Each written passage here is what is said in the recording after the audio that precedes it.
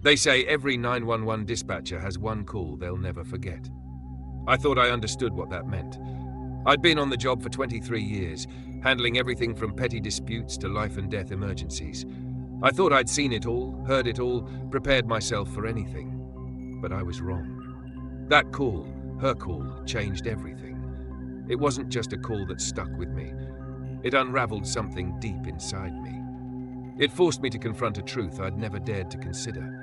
Because that night, I realized that not everything can be explained, that the rules we think govern the world can fracture in an instant.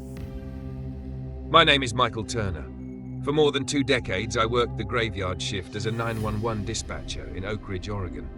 It's a small, isolated town surrounded by dense forests and mountains, the kind of place where silence feels like a living thing. For years, that silence was my companion. But now, it's my enemy. This call, it wasn't like the others.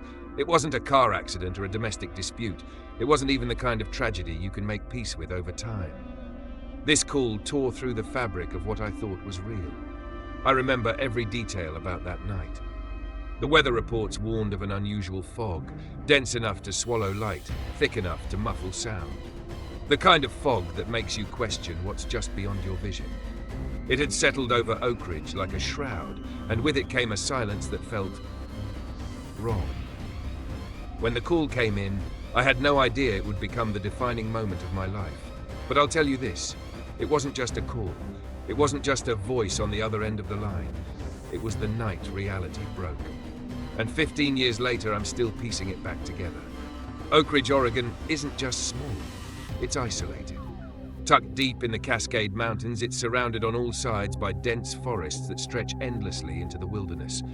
The kind of place where the roads twist and turn through shadowed canopies, and the only sounds are the whisper of the wind and the creak of old trees. By day, the town feels quiet, almost quaint. But at night, it transforms, especially in the winter. That's when the fog rolls in.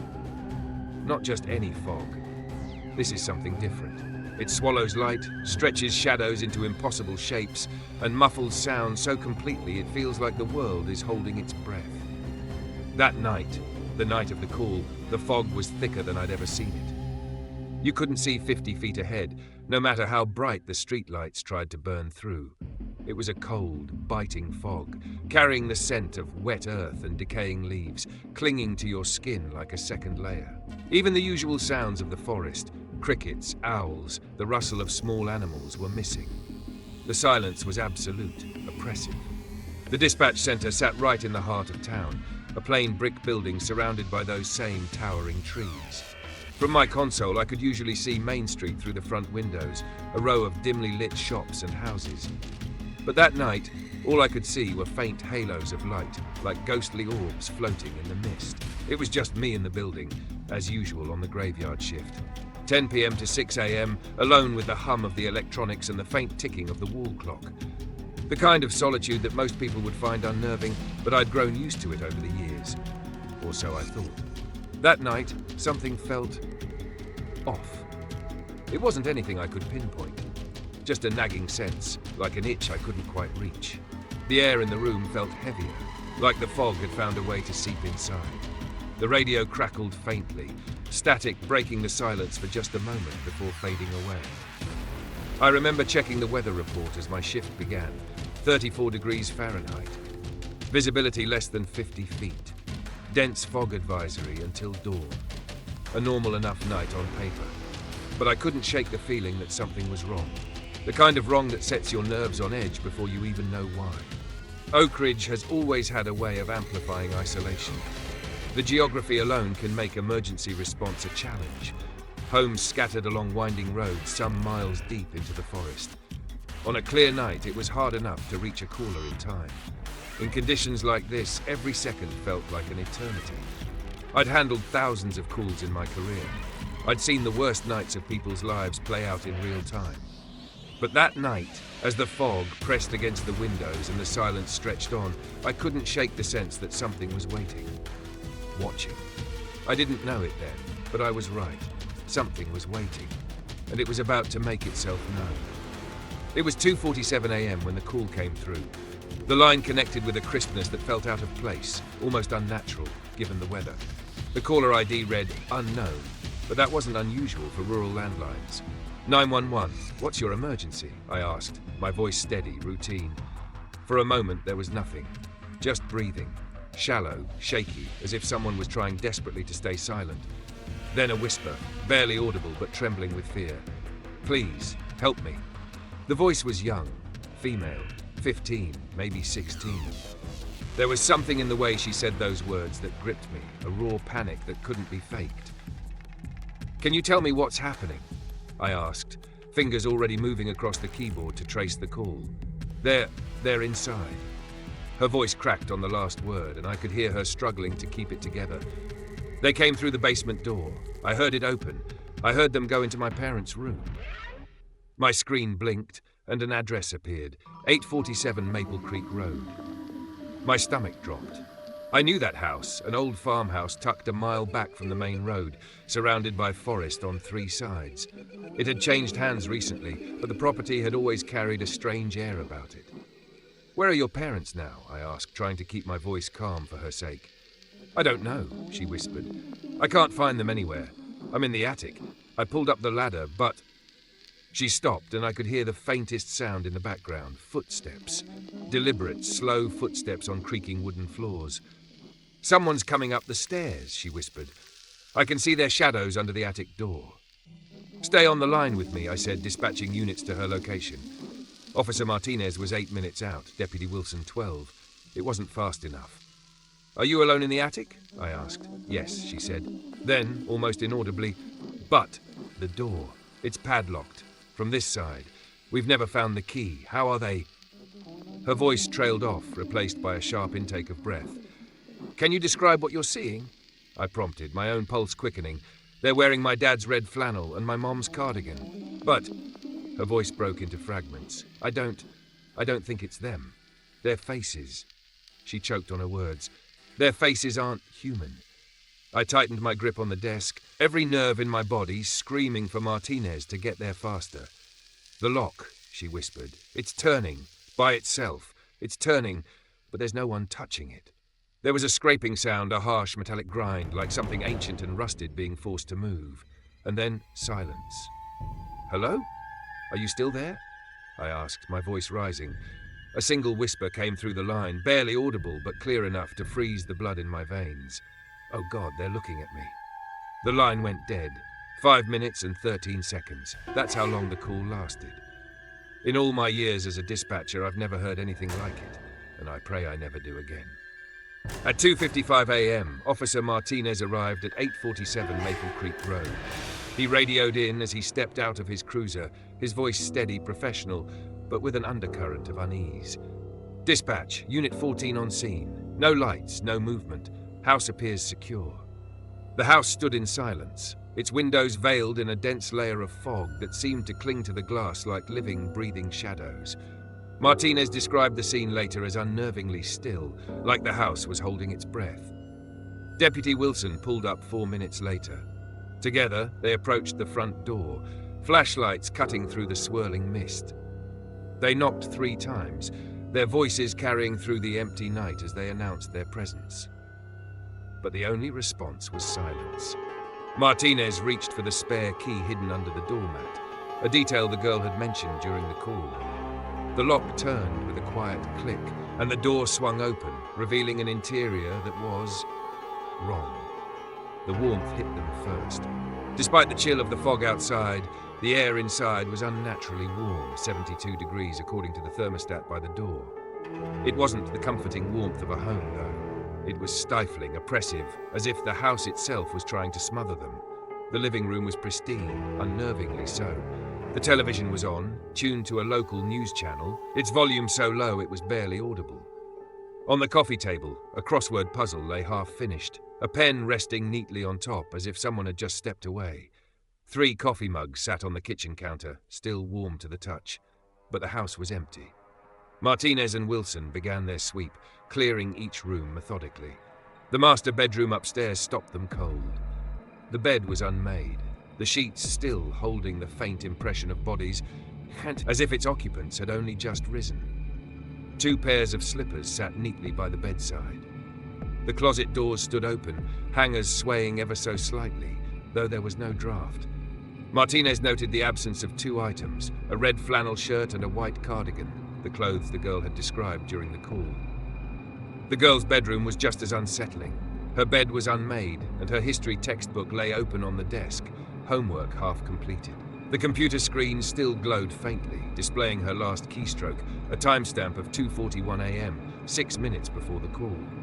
They reached the attic door at 3:12 a.m. The heavy padlock was still in place, rusted and ancient, hanging from the latch like a relic from another time. They broke the lock with a bolt cutter, the metal groaning in protest. Inside, the attic was a time capsule of undisturbed decay. Dust blanketed every surface, undisturbed cobwebs draped from the rafters, catching the light of their flashlights like fragile lace. No footprints, no signs that anyone had been there in years. The girl's voice echoed in Martinez's mind. I'm in the attic. The padlock, it's turning by itself. But there was nothing. No evidence of her. No trace of her parents. Just an empty attic and an impossible story. Martinez radioed back to dispatch. His voice was calm, measured, but later he admitted to me that he felt it. The sense that they weren't alone. That the house was watching them. When they stepped back outside, the fog had thickened, pressing against the house like a living thing. And for the first time that night, Martinez said he felt relief. Relief to leave that house behind. But the relief didn't last. Not after what they discovered about the Carsons. Not after what came next. What followed was a 15-year investigation that unearthed more questions than answers. The details of what the officers found inside 847 Maple Creek Road were strange enough. But it was what they didn't find that cemented this case as one of the most baffling I've ever encountered. The coffee mugs on the kitchen counter, still warm to the touch, suggested the Carsons had been there just moments before. The crossword puzzle on the coffee table, its answers half-filled, hinted at an ordinary evening interrupted. And the girl's computer, left glowing on her desk, recorded her last keystroke at 2:41 a.m., a mere 6 minutes before she called 911. But there were no signs of struggle, no overturned furniture, no broken locks, no blood. The house was immaculate, too immaculate. It was as if the family had simply vanished into thin air, leaving behind the faintest imprint of their presence. The most troubling discovery was the lack of footprints. None inside the house, none outside, in the damp earth surrounding the property. The fog had settled heavily that night, leaving the ground soft and receptive, but there were no tracks leading to or from the house. It was as though the Carsons had ceased to exist. When the investigators traced the 911 call, they were met with something even more perplexing. The call had originated from the Carsons' landline, but when they attempted to redial, they were greeted with an automated message. The number you have dialed has been disconnected or is no longer in service. A technician was sent to inspect the line, but his findings only deepened the mystery. The wiring had been severed, cleanly, deliberately, and months before the family moved in. The phone should have been dead. And yet, the girl's terrified whispers had come through, crystal clear. The audio recording of the call was sent to forensic experts for analysis. They combed through every second, every nuance, searching for answers. What they found was unsettling. Beneath the girl's voice, faint but undeniable, were other sounds. A low hum, rhythmic and mechanical, unlike anything they could identify. And layered within it, just on the edge of perception, were whispers. Multiple voices, speaking in unison, in a language no one could decipher. Experts ruled out interference, environmental noise, even tampering. What they couldn't rule out was the inexplicable. The Carsons were declared missing persons, but the investigation never turned up a single lead. No sightings, no suspects, no evidence of foul play. Just an empty house, a disconnected phone line, and a call that shouldn't have been possible. To this day, I replay that night in my mind, searching for some thread of logic to cling to. But the truth is, logic has no place in this story. What happened to the Carsons defies explanation, and yet it happened. The call came through, the girl's voice was real. And whatever was in that house with her, it was real too. 15 years later, that call still owns me. It's not just a memory, it's a shadow that follows me everywhere I go. Every night, without fail, I wake up at exactly 2:47 a.m. It doesn't matter how exhausted I am or how deep I'm sleeping. Something pulls me out of the darkness, and I'm left staring at the ceiling, heart racing, expecting to hear her voice again. Please, help me. I can still hear her whispers as if they're etched into my mind. That tremble in her voice. The sound of her shallow breathing. The faint creak of footsteps behind her. It's like a recording that never stops playing, looping endlessly in my head. I retired early.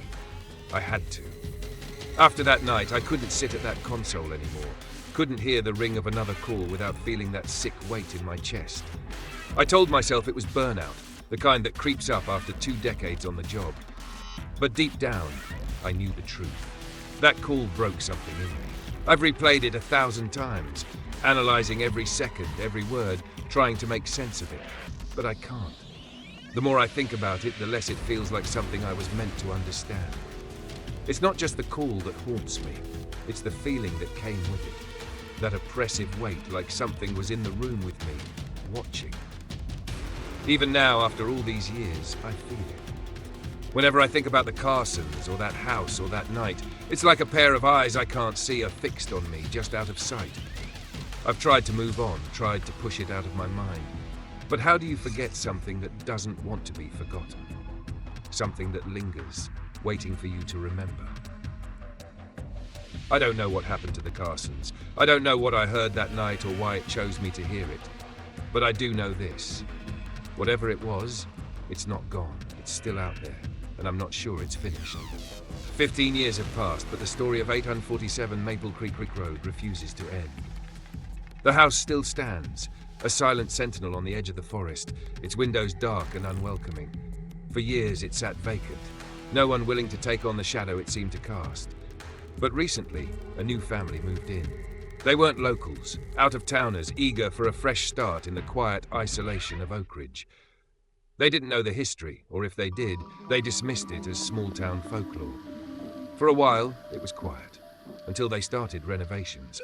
In the attic, buried beneath decades of dust, they found something. An old, rusted key, its surface etched with faint, swirling patterns that didn't match any modern design. It was hidden in a crack between the floorboards, as if it had been placed there deliberately.